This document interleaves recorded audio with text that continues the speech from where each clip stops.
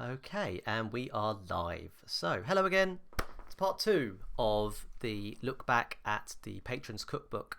So, part one, which was in two halves, episode two, I guess, not part two. Episode one was with my Mrs. Amy, and we looked through some of the first three or four or five adventures of the Patrons Cookbook. And now we are going to start looking at the next few with...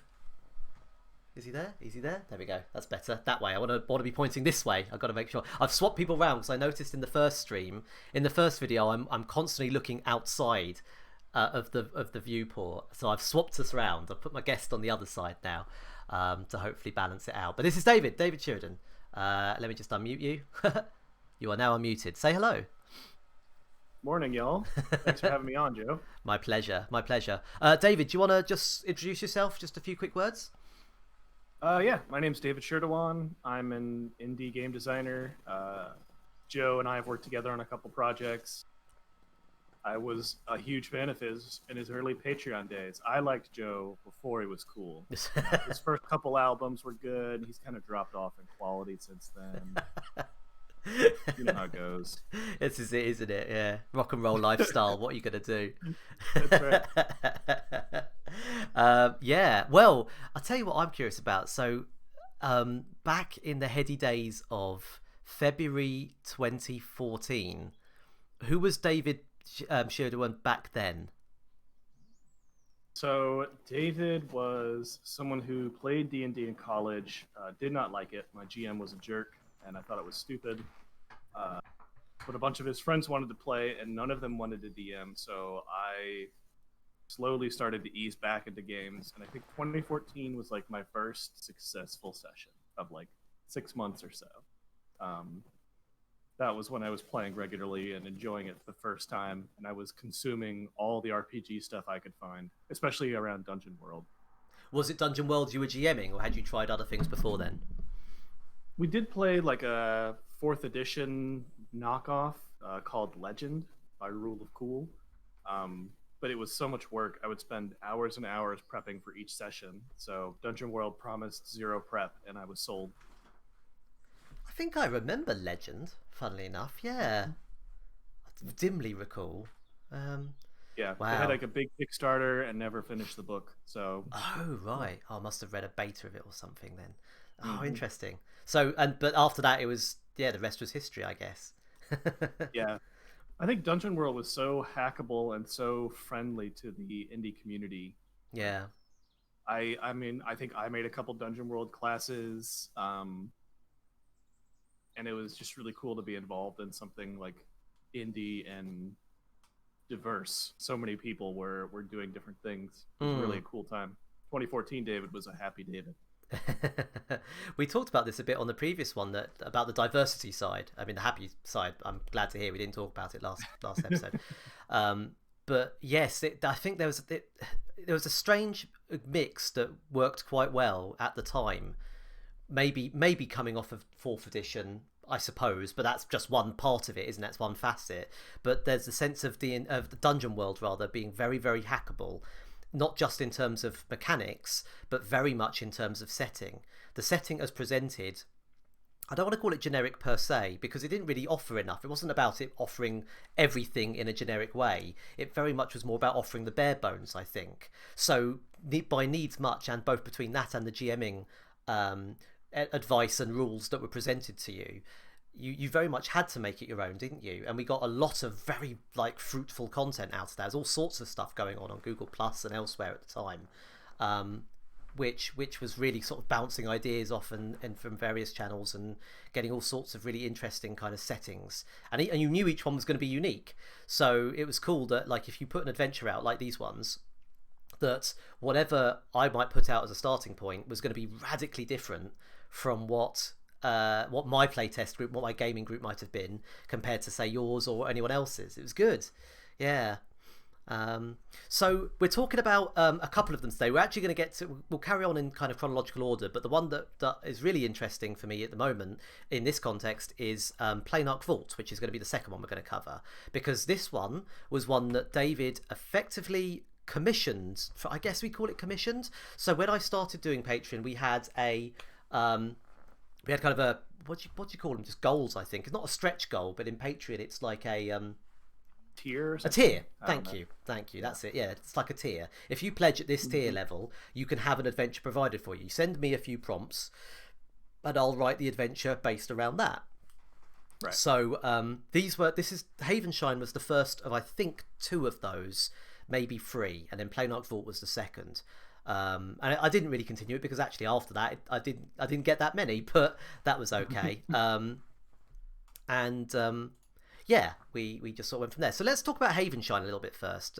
David, what's your sort of memories of this one?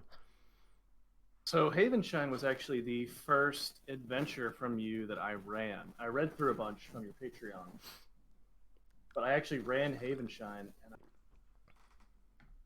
thought I reached out to you and gave you like a playtest report, and that's what motivated me to pitch Plainarch, because we were already talking. Nice. Like, I could be wrong about that. It could have just been like out of the blue reach out, but I do remember running Havenshine for a group at my church. We just had a one shot. It had enough interactivity, and it was like didn't require much of a backstory, so everyone was able to jump right in. So I remember everybody having a blast with it. Nice. And it remained as a one shot. It wasn't something you particularly carried on in terms of the characters. Wow, that's cool. Yeah.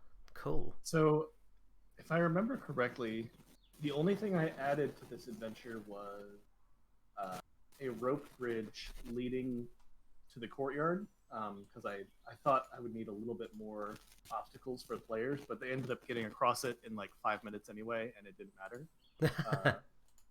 The one thing that stands out is in the courtyard there's a bunch of statues, and I even read aloud that section that said a good push could topple them. And so all my players immediately pushed over all 4 statues. Yeah. Thinking that was like thinking it was a puzzle. Yes. And I remember that so clearly because I was still a pretty new GM at that point, especially with Dungeon World. And I was like, what do I do if, gosh, what does that mean? Did you feel a need to then make something happen because they'd done it prematurely? Do you think? I did feel that need. Yeah. Because I still feel that need today. If the players do something expecting a result, I try to give it to them. Yeah. It's not right. Yeah. But I don't remember what I did. I might have like awakened some dwarven servitors who came to like clean up the statues and give them some combat or something. Nice. Yeah. But I remember the thing that I liked most about this adventure was the distinct rooms, which was I really like the way that they're described and laid out as being very distinct, and like they have their own sort of flavor and feel and enough complexity to keep people engaged for half an hour, 45 minutes. Trying to remember how this one. I don't think we. I think. Talked to Westar's soul. Do you want to give an overview of the adventure before I'll give a little overview. Now it was, who was it who actually did it? Alex. Something. I'm sorry, I've forgotten your surname, Alex. Alex something. Who actually commissioned this originally, or pledged at the right level. And this is the first thing I realised from these sorts of adventures, is that you tended to get an awful lot of you got a little bit of everything, which was based very much around whatever the classes that the GM in question was running for, which was kind of a good thing and a bad thing. It would end up quite nicely tailored towards those characters, but then there was also a thought of, well, if those characters aren't in whatever adventures are run in the future, they might not be quite as close a fit as they would be otherwise. But overall, that wasn't a big deal. So what we've got here is an old castle that's on the cusp of a like a precipice on the edge of a cliff, And the cliff is breaking down, just natural erosion. I don't think I wrote anything that particularly, it wasn't like a curse or anything like that. It simply was, it had been there for a long, long time. And that was what had caused it. So you've got four warriors had, like, so kind of your D&D adventuring party, or your adventuring party of the past, had done something that they'd been awarded with this castle, but that had happened a long, long time ago. So they gained this castle, and then this has happened a long time ago, and as then new adventurers have come to explore this area and try and glean something from it. There's a sense of whatever they did before has kind of been and gone. There's a fell enchantment that the Beastman shaman had done to cause the heroes to become kind of anti-heroes, and therefore they kind of had to retire in disgrace. And that's a nice reasoning of why the adventure's been lost. And as such, it felt like I really wanted to go a bit more blow by blow with this area. The original, I'll see if I've still got the original file. I'm knocking around here. Hopefully it's this one. Here we go. So you've got a nice introduction there. Alex Davis, because I think I called it Daviston. There you go. So there you go. There's all the details there. As you can see, the text. It's interesting that we've got 12 pages, maybe 13, 14, 15 pages, but a lot of it is just these maps, which in retrospect I wish I hadn't bothered putting the maps in, really. Yeah. So and that's why I didn't bother keeping them. So I figured for this first adventure it was very relevant to give each of these kind of characters, these previous characters, a bit of a shout out, hence why they've got a castle kind of almost named after them. And that's the other interesting thing, is that these adventures are the adventurers, the Alex Davis's characters were they'd already been and gone. Their adventure had been and gone, and the adventure was very much something that came after. It wasn't an adventure written for these characters. It was an adventure written around and featuring these characters instead. So, and then you've got the various areas which kind of equated to each one. So you've got a library with kind of a ghostly cougar around it. You've got the druid's garden, and then you had the catacombs, where I think it was a necromancer or a mage turned necromancer had kind of gone down there. I suppose there's sort of a way you could go in terms of starting with the courtyard and then ending with the catacombs, but it's not that you would have to necessarily go in that order. I pretty much played it straight the whole way. Do you remember adding any other bit? You said about the servitors kind of coming out early, these dwarf cleaning up robots coming out of the library to clean up the statues. Do you remember having to pick up any other details and say, okay, well look, then there's roaming corridors, and then there's a side room, and then there's this and that? Or do you feel like it was very much they went from the courtyard to the library to the garden to the catacombs without needing to worry about whatever's Correct, in between? Yeah. It was very straightforward. I was still new at improvising at the time, and I didn't want to add a ton. I did know that by the time they reached the library, they had already taken a lot of damage from the beastmen and the cleaning servitors. So we had sort of a funny moment where I'm like, they wanted to read the books and explore, but I didn't want them to fight off more servitors because that was already kind of old. So I had the shadowy cougar, Calandrel's spirit, act as like a librarian kind of. Well, you've cut out a little bit there, David. Do you want to just double check the mic there? Say that last bit again about Calandrel's spirit. I had Calandrel's spirit act as a librarian and lead them around. So that was kind of fun. Yeah, that's cool. I remember that section in my playtest. I remember I don't think particularly... I can't remember who I had in my playtest group. Must have been Amy and a couple of others from the regular group. This would eventually get kind of folded into the kind of Macassar area of the games I've done previously. And it's the first introduction of having Beastmen as part of that, which is just taken straight out. I don't think Alex had particularly mentioned about uh, Beastman in his, but that's just easy Warhammer stuff. It's just like, yeah, you need a horde of something. Let's go for Beastman. Yep. And I remember that they didn't particularly engage the servitors. They kind of read the writing on the wall and said, okay, we won't mess with the books then.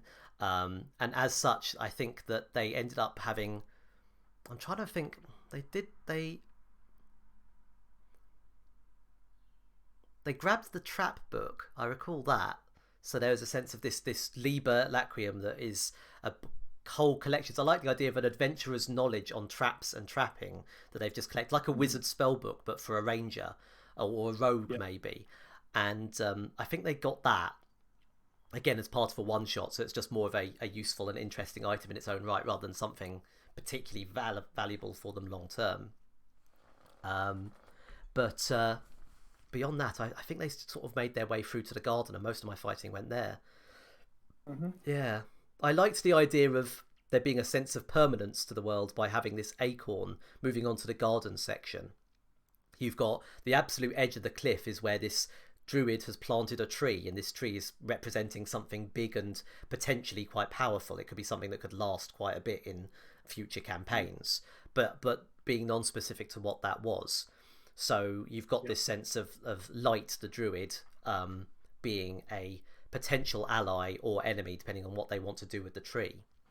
And what they then do with the last acorn of that tree could be particularly interesting. I wanted to make sure that there were two things you could do which kind of run the gamut of kind of like your kind of Mass Effect or Dragon Age, heroic or villainous, but also maybe there's something in between. By keeping it quite straightforward, you've got an option to maybe improvise a little bit more and say, oh, well, what if they do this? And also I quite like, if I remember right, when they plant the acorn, if they plant the acorn somewhere, a forest will stand in its place, and the trees will remember it was you who made it happen. That in itself is not very useful, is it? It's not like it's very much Dungeon World and not at all D&D. It's like, well, where's my +1 whatever? It's not there. This character won't benefit from this in their lifetime. It's like your characters, like children or like descendants, might benefit from it, but that's all. So it's very much the good thing is nowhere near as powerful as the bad thing, which is if you eat it.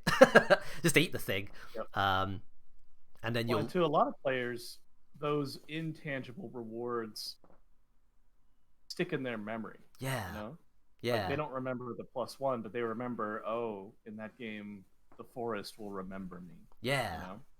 Exactly. And it's interesting which players resonate with which rewards and how often the game can give multiple kinds of like satisfaction of like hanging out with friends, numbers go up, a cool story to walk away with, some sort of like character development, role-playing aspect, and then you've got just like the sense of imagination and being in another place and like trying to treat this place as a real place. And it's cool that an adventure like this sort of lets players choose their reward, especially with the acorn. And justify it one way or other themselves. Yeah. Because it might be they don't care about the +1, but they really like the idea of growing a forest. I know of a few players who would love that. Yeah. Yeah, definitely. It's a nice touch. I think you did a good job with that because it lets players choose whether they want a mechanical reward or something more grand and fictional. So, what have we got here? And also a cutting of the tree. So next page, cutting of the white tree itself. So there you go. You can make a cutting, and then this is again another kind of thing that is vaguely useful, but not necessarily because it's based around the idea of it being based around a prophecy, I guess, essentially. Yep. So it seems like it might be important, but maybe your players decide, well, that's not important to us right now, or maybe they make a point of it. Maybe it's like, right, this is our next quest objective. Yeah. And I don't remember anything about the catacombs. My players must have gotten there. Yeah. But I don't remember anything that happened there. I remember they negotiated with the druids, because at one point you say the druids want to feed the garden, and I took that to mean with dead people, right? Fertilizer. So I think one character like offered a finger or something to help feed the garden, and they let him Wow. pass, something like that. I I don't know if we ended the game right as they cut off the white tree, like as they took a cutting, Mm. or if I just forget what happened in the catacombs. I remember the druids being like a really engaging uh, negotiation for them because they're well, I don't know if I really care about my character's finger, but I really want a piece of that tree. Yeah. That's a fair cop. I'll take that. Yeah. Mm-hmm. I feel a Exactly. bit, in retrospect, I feel a bit bad for the catacombs. I'm pretty sure we did engage the catacombs as far as a playtest.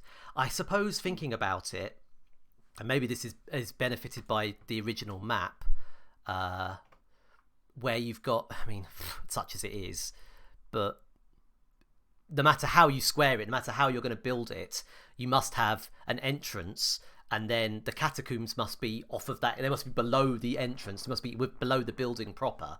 So, and the library must be somewhere within the building proper. So you've got kind of entrance, library. Well, sure, library's the first section of the mansion. There you go, done. But then you've kind of got a choice to go left for the or forward for the garden, or down for the catacombs. And there isn't Mm-hmm. anything built into the adventure as written that would say the twain should meet. Right. You could improvise something if you particularly wanted the party to see everything. But in future ones, I've noted there's a couple of ones I'll talk about in the future, probably beyond this video. The Tomb of the Golden Child is the one I think of, which is basically just a romp through a pyramid. And I remember the playtest falling a bit flat because it was just like it was a bit railroady. It was very much just like, here's room A, here's room B, here's room C, and it took Yep. time for me to realize, oh, actually, it's okay for not see everything. It's okay for there to Yep. be even just a couple of changes and not catch all the content in one go. Um, yeah, and then I found a Yeah. lovely little photo. Oh, go on, sorry. No, you're good. I was gonna say, as the GM, you can always like hide some of that. Yeah, Like you give them a choice, left or right, but they both lead to the same room. I've done that. yeah, absolutely, yeah, and very much so in Dungeon World, where it is draw maps and leave blanks. That's something the GM is supposed to be doing in the rules. It's a rule. It's as important as rolling two dice and adding them together and then adding a Mm-hmm. stat. It's a rule. But if you don't do that, if you roll a d8 and a d4, you're not following the rules. So Right. for everyone to be on the same page, you want to be doing that. You want to be drawing the maps but leaving the blanks, and that's kind of what these very crude maps were. For what it's worth, I didn't use them. I think pretty much all of these Dungeon World games were theatre. They were in person, but they were pretty much all theatre of the mind.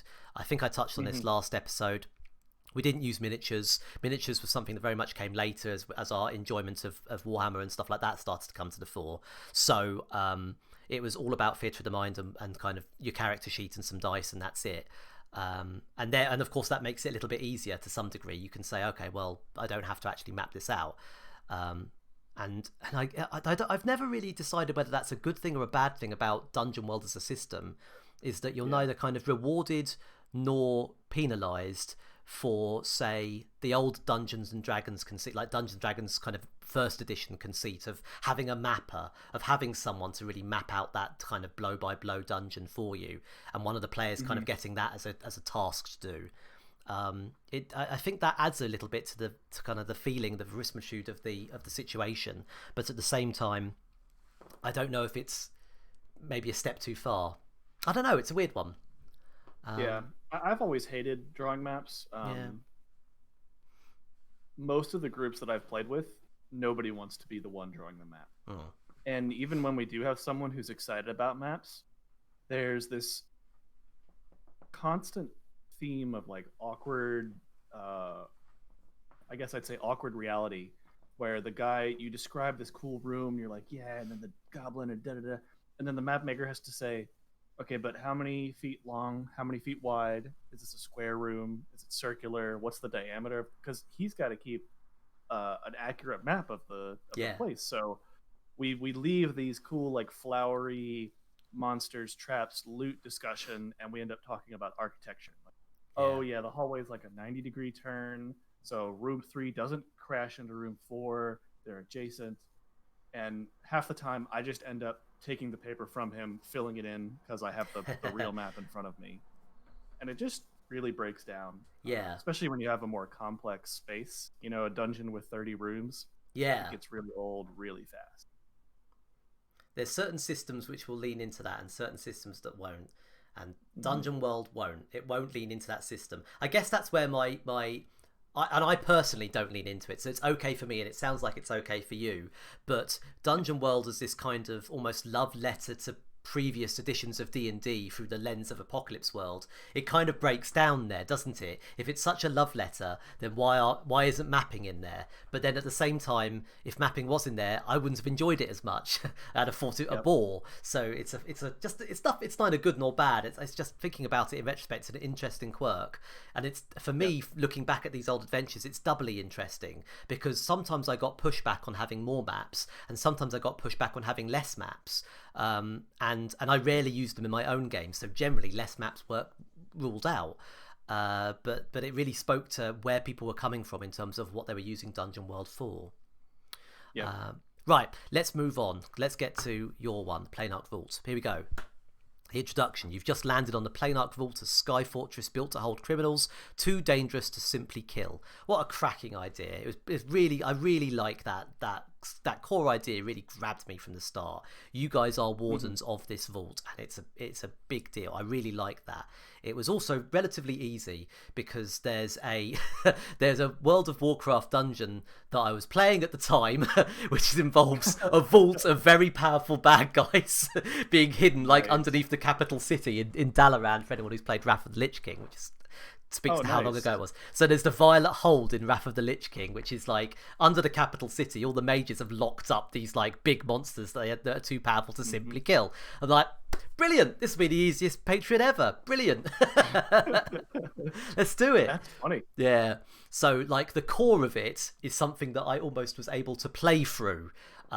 It's in fact it's barely a dungeon by video game standards, because it's like one of their easy ones where it's one room with like an arena map type area, and then they just open jails and the monsters come into the jail and you fight them one by one, and there you go, dungeon done. It was not the most inventive of dungeons at all, but in a weird way I did enjoy it because it really spoke to the characters of what I found was interesting. Is it really spoke to the characters of whatever was being held there, so that stuck with me. So, but I'm getting ahead of myself. I want to hear all about what was going on with you guys and your playtest group with the Plainarch Vault. So I'm trying to remember. I should have looked up the original message that I sent when I pitched this, because all I remember was having this idea about shapeshifters and designing the adventure show that each shapeshifter could be real or could be false. And this idea of the GM gets to pick and choose, like, oh, is this the real person or is this just a shapeshifter? And we ended up using you ended up using the characters from my current game at that point. We had Oliver, Frey, Regulus, and Silver, I think. Oliver, Ray, Regulus, and I think and Silver. That was it, wasn't it? It was 4 of you. I think it's those 4, yeah. Because there's 4 guardsmen, there's 4, or there's a bunch of shapeshifters. Who knows how many there are? Yeah. And then there's 4 like heroes. Or no, the guardsmen are the heroes. That's right. Your characters have, again, it's this sense of like, okay, well, the adventuring's been done. Right. In turning your adventure into an adventure, there's a sense of shifting the what were the star players, what you introduced your adventuring party, the kind of star players, into kind of ancillary characters. So you got this strange thing of them being kind of they took on a gig as guardsmen of this vault. Using their resources in a kind of a way that helps the world. They'd semi-retired. This idea of them semi-retiring. The airship that they'd used previously has been kind of worked into the vault itself, and is, I think, to some degree powering it. Right, like the airship has been kind of mounted on the top, and it's now a kind of museum piece. And it's still there, which of course is your golden opportunity to say, right, okay, adventuring party, take the old airship, and boom, now you've got an airship. You know, a successful fly it out of the out the ruins of the vault. I have to run and deal with something real quick. No problem. That's all good. Let's pop him on, hide him for a second. He'll be back momentarily, I'm sure. What else did you have in it? So you had your 4 characters and 4 zones essentially for it. In fact, while talking of maps, I did like a little look behind the curtain. 2017's Playnark Vault. I had a lot of fun making this map for Playnark Vault instead, and making it a lot more artistic and just a general sense of what was to make it look like kind of haphazard, almost steampunky, Alice in Wonderland-y type thing. So this one came a lot later. This one it's interesting because this is the one I did in 2017, which was our post playtest and I think even second playtest. So I had a whole thing about like what's going on and kind of almost retconning what's going on with the Playnark Vault into something that was less David's original idea and more something that was a mix of that and my own playtest stuff from my own playtest, stuff like the Nolgi, the gnomes being involved, and the Templars. This was stuff that was very much my stuff rather than David's. But this version from Patron's Cookbook is the original. This is the one that David put in. You can get the new one, the Playnark Vault. You can dig out the original PDF from somewhere if you want, or you can grab it in the Mercassa book, in the Mercassa Chronicles. It's a big part of that.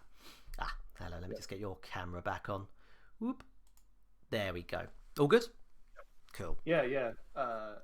And I remember, this is not related to the adventure, but it is related to your Patreon and the community. I had kept this as a surprise for my players. And once you finished the PDF and sent it over, I sort of sprung it on them as like a surprise one-shot. And they were so excited that someone had written like an adventure about them and that their characters were like immortalized in a real Dungeons and Dragons adventure. That's awesome. It was just a really cool moment. They were really excited about it, and it caused that really nice feedback loop when there's like a community of independent designers and creators where like you get to feature each other's strengths and really like boost everybody's ego and good feels all at the same time. It was such a cool moment.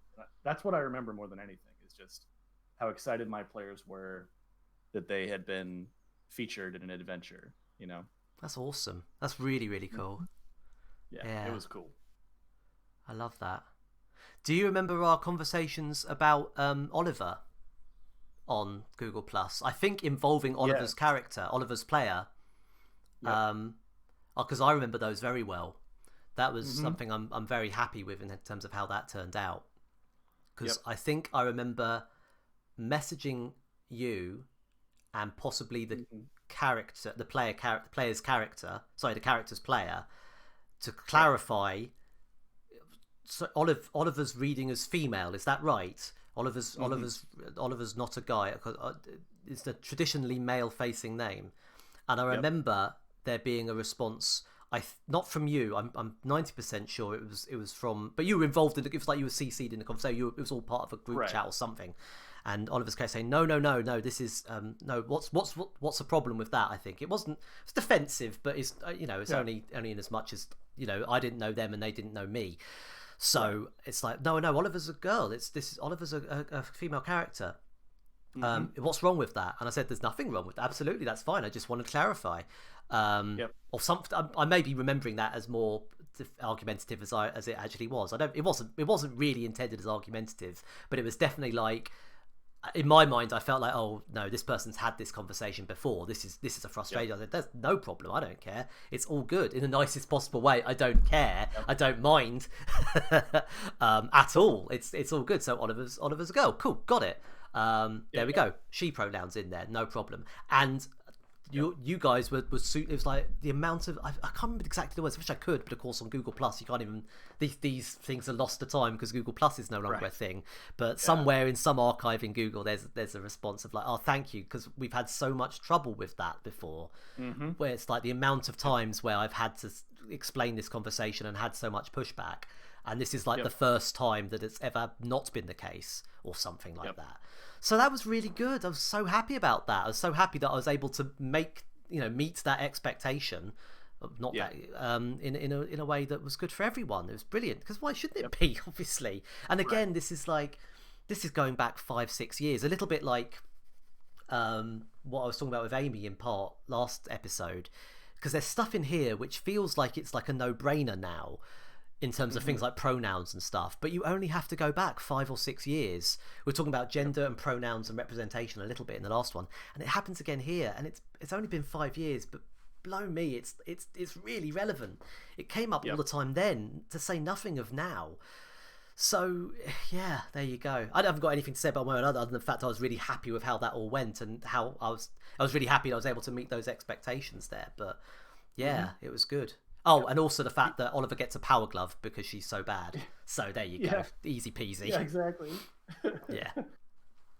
Well, and it was funny because players can create whatever characters they want, but the interesting thing is how, particularly with Oliver, Oliver's player did not want their gender to be a focus or noticeable or strange at all. I remember one of our first games, I had a guardsman like misgender Oliver as a joke, or is it just a misunderstanding or something? And I tried to play it for comedy, and the player sort of paused the game and was like, I'd really rather it just wasn't a big deal and people just didn't care. I'm like, I get that. That makes total sense. Big time. And it was an interesting moment of like me learning how to be more upfront about what players want out of a game and what they want out of their character specifically. And I remember soon after that, I discovered Dungeon World flags, which was really a cool concept that I loved, and I've tried to put in a couple of my own games. Flags are the idea of you detail an interaction that you want other players to do, and then you both gain XP when that reaction is triggered. So as an example, something like, if you tease me about my clothing, I will get defensive, is a flag. And you're telling the GM and the other players, here's a fun interaction that I want us to have. And it was a really cool way to be upfront about, this is what I'm looking for from the game, and this is the kinds of things I want to see happen.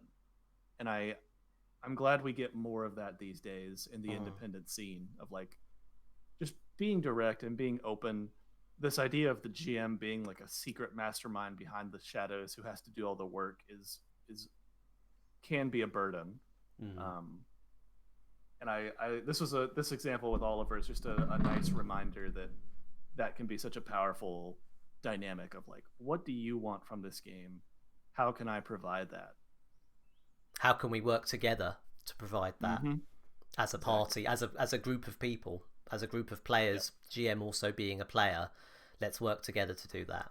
It can be very easy for that idea to get lost. And like you say, this idea of the GM as the kind of all-powerful, all-knowing Wizard of Oz character behind the curtain is draining for everyone. It means that things do get lost. It isn't the same as saying, like if we went back to Havenshine, for example, it's not the same as saying, hey, you guys, if you'd gone down that door there, you'd have seen a catacomb with all this information. It's not about that. It's not about spoiling content per se.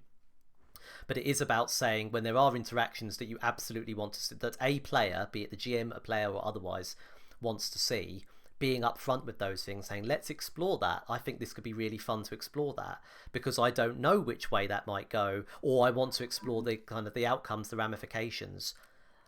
Or I want to reinforce that element in the world.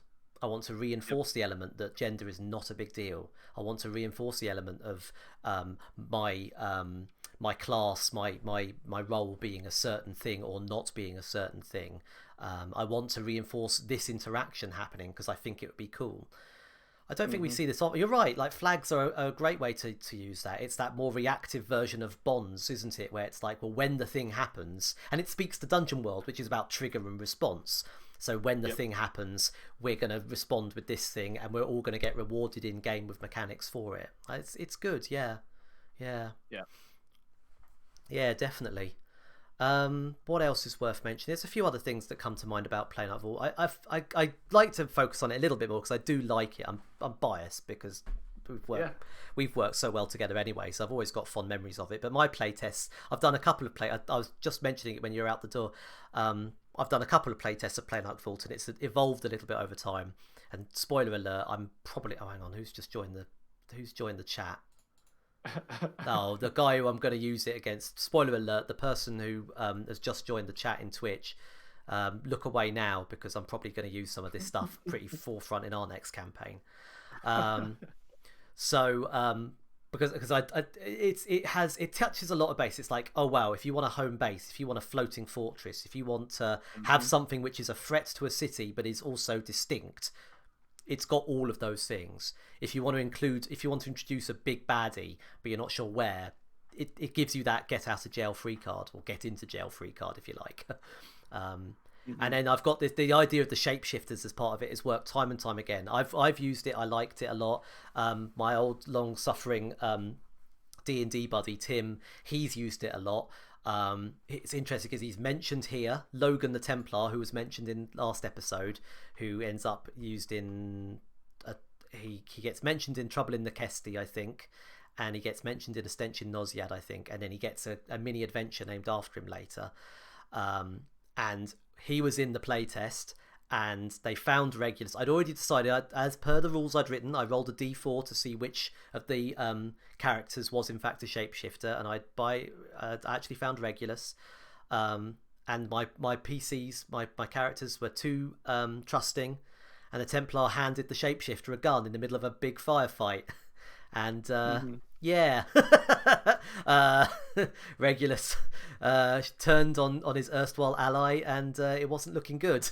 There was a very easy fit, and that I know was a very memorable encounter for everyone involved. So that worked a treat. And yeah, I can't remember particularly. Go on. I was just going to say the thing that I like about this adventure is it gives the GM a lot of creative freedom, but it still provides a structure for them to make decisions. A blank piece of paper is the most intimidating thing, and the Planarch Vault allows. I mean, you have a roll mechanic where roll to see if the shapeshifter is the person or if the person is the person, but I never rolled for it. I just chose what I thought would be more interesting based on the context of the situation and the flow of the game. And I was actually going to mention both Planarch Vault and A Death in the Forest have this sort of choose your own adventure style from the GM's perspective, which I really, really like, because it gives the GM, it simplifies the choices the GM needs to make, and gives them the freedom to make those choices. So instead of the GM having to like invent rooms and NPCs or something, it's like, during any encounter, are any of these shapeshifters the real person? Are they like trying to lure someone into a false sense of security? And we have different characters you can switch in. So maybe the first person they meet is Oliver, or maybe they meet Oliver's shapeshifter or Regulus's shapeshifter. There's just a lot of freedom in how you mix and match while still having a structure for the game to follow. And I really, really like that design choice. I'd like to see that more in adventures. I like that idea as well. This idea of, there's a dialogue. I think what I like about it is that this idea of there's a dialogue between me, the writer, and you, the reader, but also GM. And then there's a second level of dialogue between the GM and the GM's interpretation of this based off the dialogue, and then what they take on to use with their players. So there's this really interesting sense of levels of dialogue, which can be really cool. And I think that speaks to what I said at the start about how your interpretation of the game is going to be different to the next person's interpretation of the game, and so on, or my interpretation, because of these levels of dialogue and because of these ways. So it's interesting to think about how adventures, which are more of a choose your own adventure, will really, really lead into that. A couple of very small. Oh, go on. Oh, sorry, I'm still spiraling. But me too. Ultraviolet Grasslands does this really well. They have this anti-canon philosophy where any fact about the world, the adventure will provide 3 or 4 explanations that are contradictory, mostly. And the GM gets to sort of pick and choose what they want their version of the adventure to look like. And I think that's a really powerful design decision. And this does something similar. Yeah. Now I'm done. I'm going to do some very little things, just as little interesting name drops before anything else. Then we'll move on to the next one. Sigil of Fong Huang That's because I was doing a website called fengwang.co.uk at the time. That's what it was based on. And it is actually, I think it does actually mean Phoenix Heart, if I remember right. I think it was like the Phoenix Heart Martial Arts School. That's why. That's all. Nothing to. I didn't even have to go to Wikipedia for that one. That was a result. The Key to the Hungry City is obviously, as mentioned, a nod to the excellent Dark Heart of the Dreamer by Jonathan Walton, which is absolutely one of my favourite design books of all time, I think. And reads very well into this because this is all about the plane arc vault. There's planes of stuff. I think that's also why it became. I can't remember if that was your idea or mine, but I think that might have been why it became a plane arc vault. It's like, oh, how can we store these creatures? And I'm thinking about these Violet Hold, where it's like, oh, there's. I think in the World of Warcraft game, there's it's just force fields holding them, and it is just cells. But I thought, oh, what if the cells were just little mini contained portals to other dimensions and stuff? I love all that. So then we start talking about alternative planes and stuff like that, plane shifting. So if we're going to talk about that, may as well mention the source, because the Key to the Hungry City is all about like, oh, well, once you've opened that door, you can't really close it. So who knows what sort of adventures can start out of that. So that can be a great so actually, thing. The plane arc comes from the Plane Arc Codex by Jason Walton. No, Jonathan Walton. That's the Plane Arc Code. It's the same book. Sorry, I should clarify. Yeah, it's let me get it. Yeah, it's like it was one of the first Dungeon World zines I bought. Yes, likewise. No. Yep. I've got too many little zines now. That's the problem. Where is it? Yeah. And the little ones is the problem as well. Oh, where is the flaming thing? There's an image here. Yeah. I can't see where it is. No worries. But that was the source. That's why it was named the Plane Arc Vault, is because I was running a campaign in the Plane Arc Codex at the time. Yeah. It was Plane Arc Codex Part 1, Dark Heart of the Dreamer. Yep. That was the full name, I remember now. Is that it? No. I need to sort out a new filing system. Yeah, well, so we both enjoyed that. That had come out around that time, I think, hadn't it? It hadn't been far off. Yep. I got it in here some. Oh, look, I mentioned it in so many things. Dark Heart of the Dreamer. There it is. That's the Plane Arc Codex. Walton and Friends. Yep. So there you go. So all sorts of great stuff in there. Which also reads.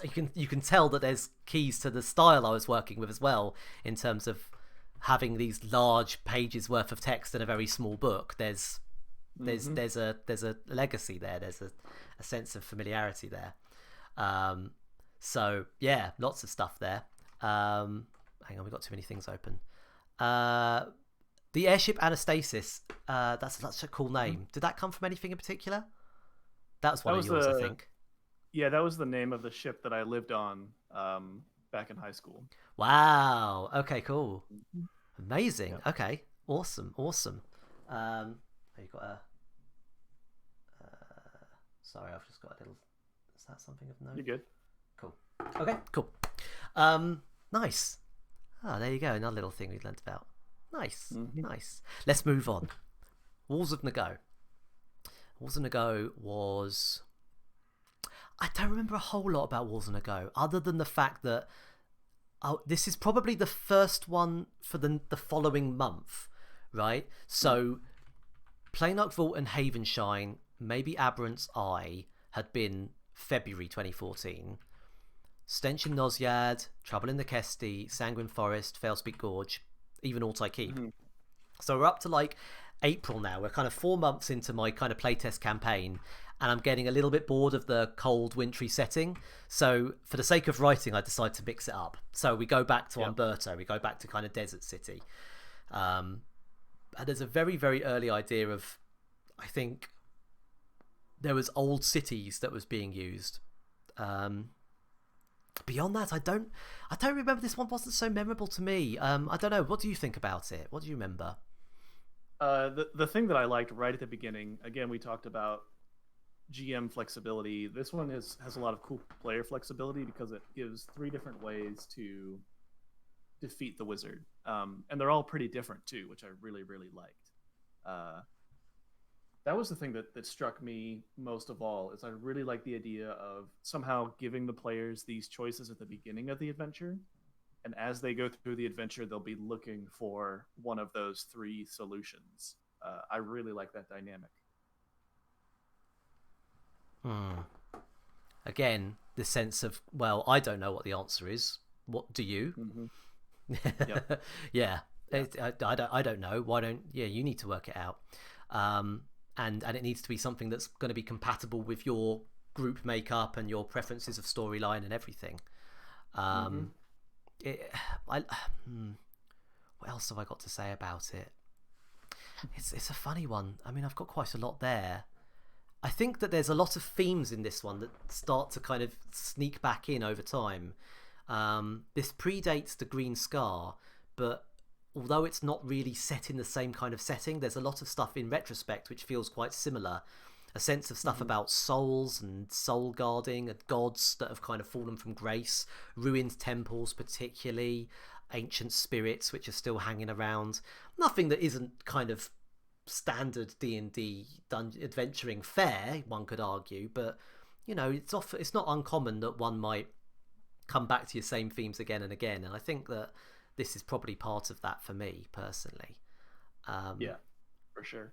I always like having these large introductions at the start, these things which kind of really throw you in medias res. I've talked about this before lots of times, but I'll God help me, I'll talk about it again, because I love it. I like writing them. They get me into the right mood of writing more, and I really like the idea. I don't really like the idea of box text as a rule. I don't really care for the idea of doing this for every single section. It's really more about the introduction, because it's like that same sense of idea of a Star Wars crawl, and my favourite example is from the first Pillars of Eternity game. That first Pillars of Eternity game has this kind of opening crawl, which is a little bit evocative, but also a little bit down to earth. I really, really like it. One day I'll probably spend an hour just going on about that.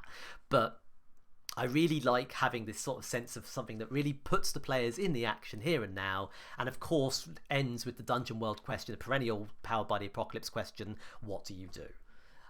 Really gets you into the theme of things, really gets you started nice and into the action. Let's go. Let's not hang about in a tavern. Let's just go.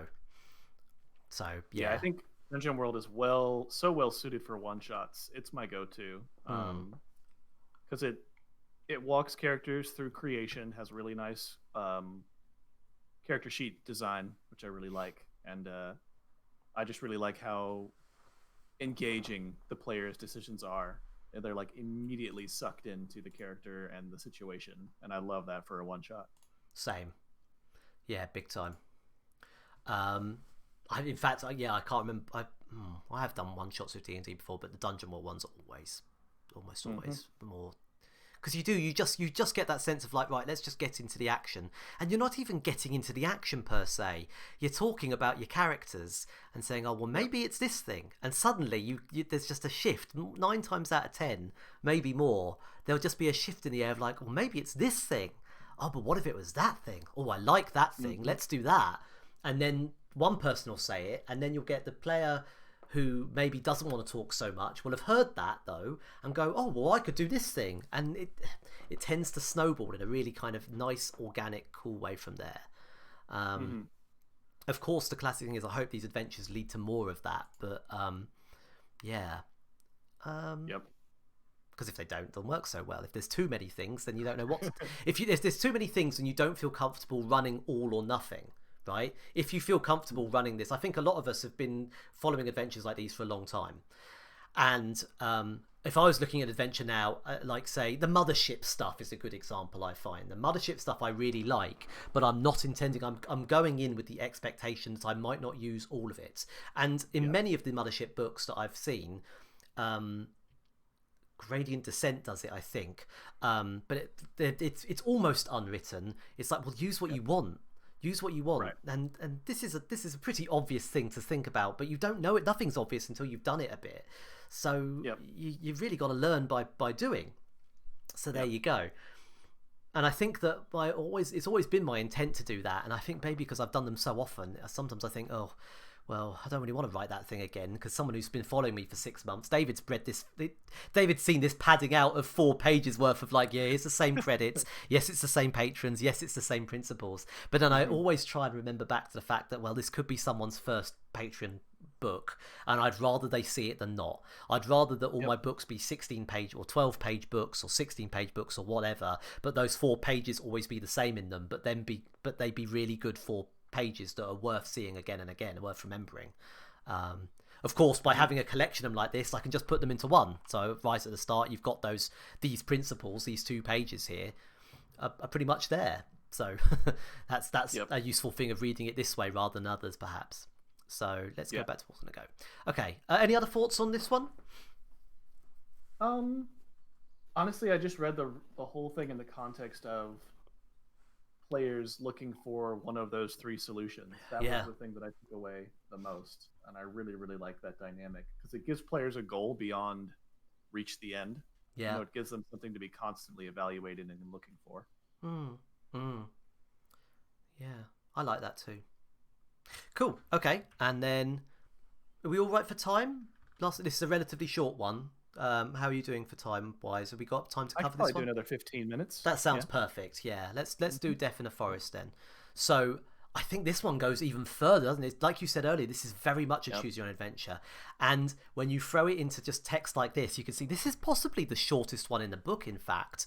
And I kind of want to make it shorter because I want to remove that. You know what I'm like with odd bullet points. Like now I don't want that there. I'm gonna have to do some work to get rid of that one bullet point there. But you can see that this one is like, well, what if I just skip everything out? You found a dead guy in the forest. Go. What do you know? And then it's very much just like choose what you did. By this stage, I'm starting to realize that, well, yes, the dungeon world creating a monster rules are useful to an extent, but boy howdy do you just do the same things each time. So it's just like, okay, well look, if it's a beast, then yes, it's solitary, and yes, it's got an instinct to this, and yes, it's got the basic stats. A solitary beast with 15 hit points and 0 armor. These are practically taken from the Dungeon World book, and I don't see that as a bad thing. I think it's okay. Dungeon World's often about that sense of storyline immunity, or the opposite, right? It's like if you fight one ninja, they're going to be a big deal. They're a big problem. They're going to do D10 damage. If you fight 10 of the same ninjas individually, they're not a problem. Right, exactly. Right? It's like conservation of ninja immunity, or whatever they call it on TV tropes. And Dungeon World is all about that. I think Sage, long ago, I do have a dim memory of Sage tutorial, one of the co-writer of the book, saying like, well, if you're fighting a vampire and one of their moves is move faster than you can blink, they're gonna do it. There's no ifs, ands, or buts about it. They're just gonna do it. So you're gonna have this solitary vampire, and it's gonna have these abilities which are simply beyond your ken. You cannot understand them. They're just gonna move far. I don't care if you're the rogue with a +5 in whatever. It doesn't work like that in this game. It's simply gonna happen.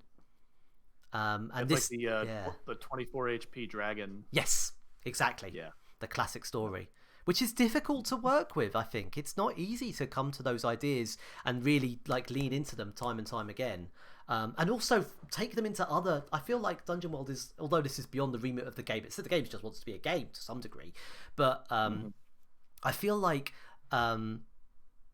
there's lessons that can be learned in Dungeon World that can be taken into playing D&D and others, especially D&D 5th, which is that much less miniatures based and more theatre of the mind, and it's got bonds and other mechanics in, which is basically taken from Dungeon World. So and stuff like going back to kind of the stuff of the time, stuff like Numenera comes to mind as well, where it's kind of cast from the same kind of mold or similar mold, and you've really got a sense of oh yeah, well we could do this, but I wonder if the thing from Dungeon World will work in this context. So it's why I always say, go on. I was going to say, I think a lot of that comes from this fear of telling the players no. Like, instead of saying you can't attack a dragon until you get the magic sword, most games will, or at least D&D, we're always talking about D&D, sure, comparing everything to that. But D&D will just say, oh, it has an AC of 26. And the downside is that, again, I think there's that value with openness in the table of, like, where the GM, without actually having to do this, the GM basically pauses the game and say, I want you guys to go find the sword or forge a weapon. You're not going to fight the dragon today. Which is such a cool way to have that conversation without saying something like, it has 10,000 HP and 26 armor class or whatever, blah, blah, blah. Yeah. I just think that is, but it is hard for a lot of groups to take. It's a lot of groups are like, but the rules say I can roll and I can do damage. It's like, yeah, but yeah, we're gonna be more direct with each other. We're gonna be more honest with each other. That's it. It is about honesty, I think. Yeah. This sense of saying, look, this is a game about creating a story together. It's not a game about doing maths together. There are games about doing maths together, and they are fun. This isn't the focus of that. I mean, it can, but don't get me wrong. Obviously, pretext to all of this is that you can, if you want to play the game that way, you absolutely should. But Dungeon World is not the system for you if you want to. You're going to have bad time with Dungeon World if you want to do some maths. And maybe the players push back hard. Maybe they're like, hey, this is our last game before we all have to go back to school. We want to finish this dragon today. And then the GM can take a 10-minute break, figure it out, make it happen. Yeah. But it forces that conversation, because without it, the GM, if the players really do want to fight the dragon today, the dragon has 26 AC. I'm sorry. It has 10,000 health. There's nothing you can do. Yeah. Yeah. And that can be, there's no way to, in D&D you'd call it fudging, but in Dungeon World it's not really fudging. It is, I'm trying to think of a positive term that speaks to what I'm trying to say, tweaking perhaps, but it's more, it comes down to the same thing, is that without having to change the roles involved, one can change the context of the situation as easily as, and this is something which is involved in D&D that we touched on earlier. Well, if you've got 4 rooms and you really want your players to be in 4 rooms and they go left when they should have gone right, well, the thing that was to the right, put it to the left. It's not a big deal, right? It's that same, it speaks to that same core idea of making sure that you can put the stuff that the players want to do at the forefront.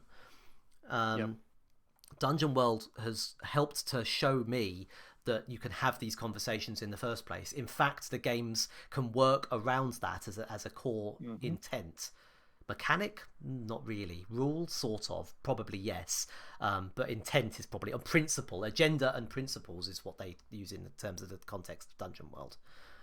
The agenda and principles of play, which sounds much harsher than it is, but actually does speak to, well, I want to play a game, I want to enjoy myself, and the most prudent way I can enjoy myself in the context of the, other than getting a pepperoni pizza instead of a margarita one, right, or getting red dice because my favourite colour is red, is I want to play a game about this thing, and we're doing stories, so why can't I do a thing about this thing?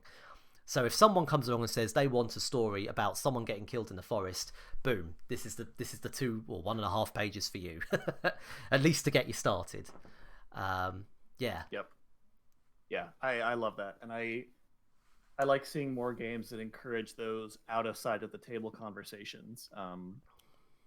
There's a thread on Reddit or something that talks about how almost all bad D&D sessions are the result of a dynamic outside of the game.